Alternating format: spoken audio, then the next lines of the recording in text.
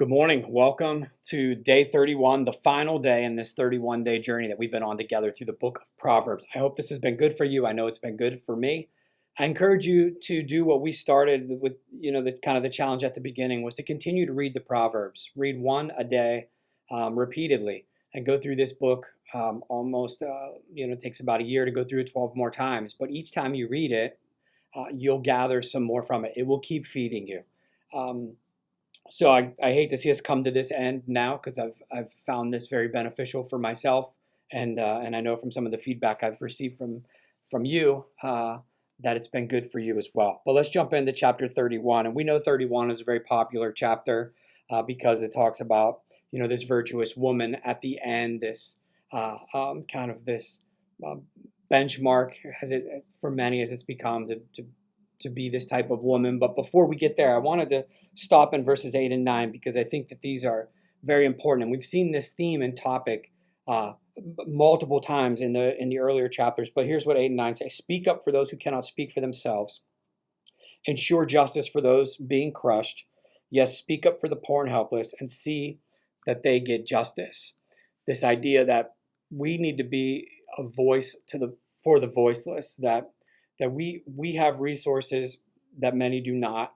We have a voice that many do not, and this is a book of wisdom, and it's about living a life that's pleasing to God and moving closer to Jesus. So, what is our responsibility as followers of Jesus to be the voice for the voiceless?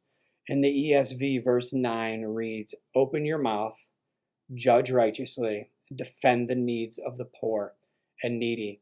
And I can't help but be convicted by this because it's come up multiple times. And just in the place where we are in our culture and in our society, there's more division, it seems, than unity. There's a lot of voices that aren't being heard. And I think that we need to follow our personal convictions, right? Those spiritual nudges from God to help speak up, that we would open our mouth, that we have this call to do that we would judge righteously, that we would do the right thing, and that we would defend the needs of the poor and the needy and those that that don't have a voice. So I hope that challenges you as well to use what you have to maybe help somebody who doesn't have that same status or that same ability or those same resources or that same voice to help them. And then we get to verse 10 through 31, and this is, this writing about this virtuous woman, this noble character, and it's just a very high bar. And I know that it can be encouraging to read for a lot of people, and it's become, this is the wife of of noble character. This is a wife of noble character, so husbands and guys have kind of removed themselves from it. But the reality is this is an example of somebody living out the wisdom that they've obtained, that they've chased after and now have. And I think that it applies to both men and women, single and married, parents and non-parents, right? This is what godly living looks like. But it's very specific. This was written to a king. This was the teaching from his mother, if we go back to verse 1. So you think about this as a mother telling this stuff to her son, that this is the type of wife he should look for. This is the type of daughter-in-law she desires for her son. And then she goes through and teaches him all these things, gives him this list. So don't let this be discouraging because it can be. It's a high bar. But remember that our call is not perfection. As a follower of Jesus, we are not called to be perfect. What's going to, mark our life? What is going to, tell if we are following Jesus or not? Isn't if we're perfect, it's the direction that we're moving. It's not perfection, it's direction. Which way are we going? Where's our life going to? What's it leading towards? Are we following Jesus or are we not? That's really going to be the mark of a Christian, of a follower of Jesus, not perfection. This isn't, these verses aren't going to be verses that say that if we don't meet them all, then we failed. This isn't about being perfect. This is about living with purpose. And the purpose of allowing God to sanctify, to change us, to separate us, to make us to look more like Jesus, to fulfill his purpose, that we would live more by faith today than we did yesterday. And by doing that, we look more like Jesus than we do ourselves. And there should be this pattern of growth in our lives and the direction pointing to Him. So let's just go through, and I just made a list and worked through this list a couple of times of some of these characteristics. And I think if we can just pull a couple of these things out where we feel like maybe I fall a little bit short, and allow the Holy Spirit to speak to you through this section, and just we make some adjustments to our life. We start to make some changes. We ask God to help us to move closer to whatever one of these or two or three of these characteristics might be that we might be lacking. And so verses 11 and 12, it talks about her being virtuous, having noble character, capable, trustworthy, valuable. And then we get to verses 13 and through 19, and this is a busy lady, right? She's doing a lot of work, a lot of stuff, working, all day, morning to night. So we see that she's a hard worker. She's smart. She's got business acumen.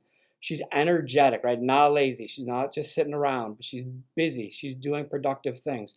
She's strong, right? She's a woman of strength in verse 17, energetic, strong, hard worker. All good characteristics that we can, have in our lives and should have.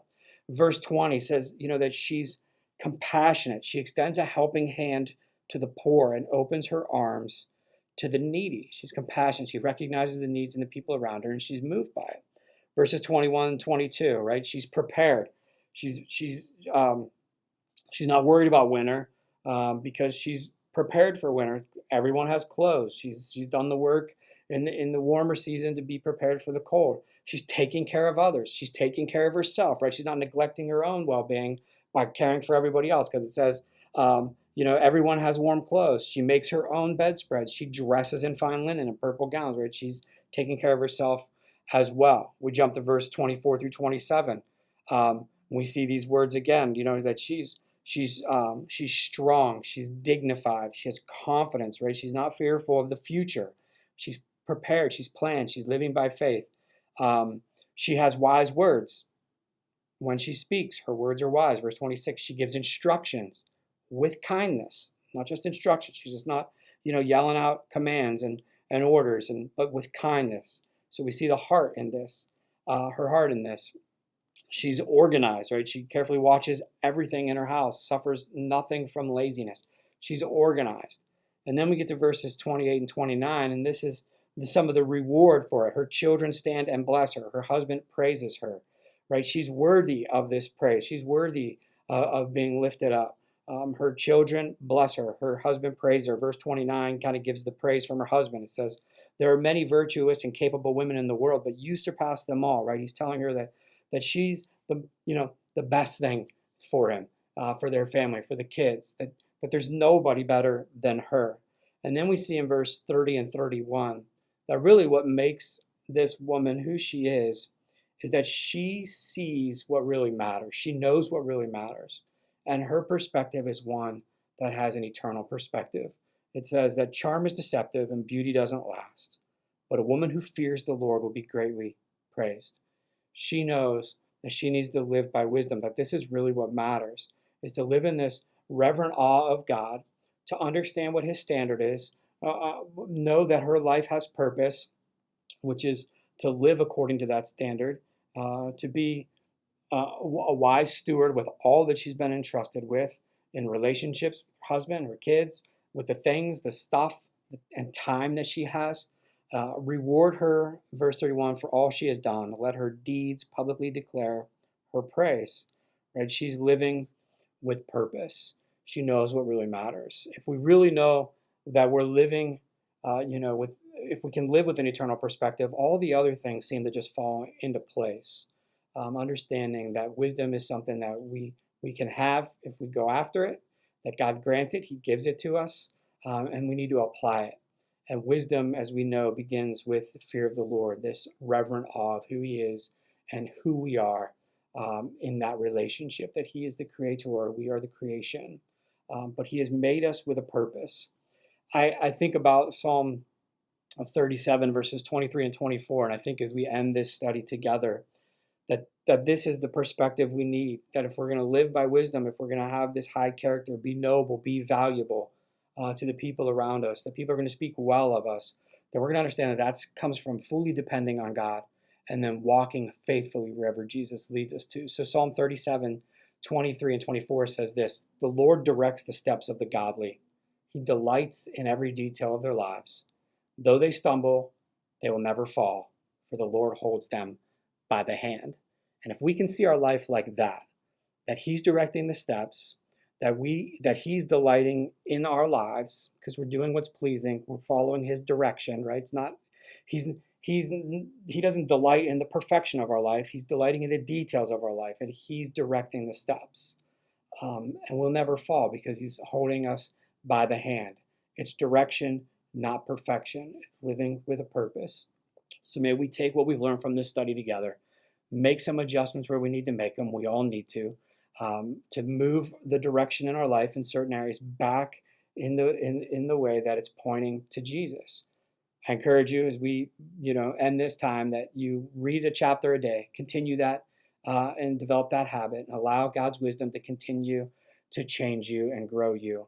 And subscribe to our page if you want to see new content that's coming out. You can subscribe here on YouTube, and we try to create content as much as we can to do things like this. But I'm extremely grateful that you've been a part of this for the last 31 days, and I look forward to what comes next. Thank you guys. Appreciate it.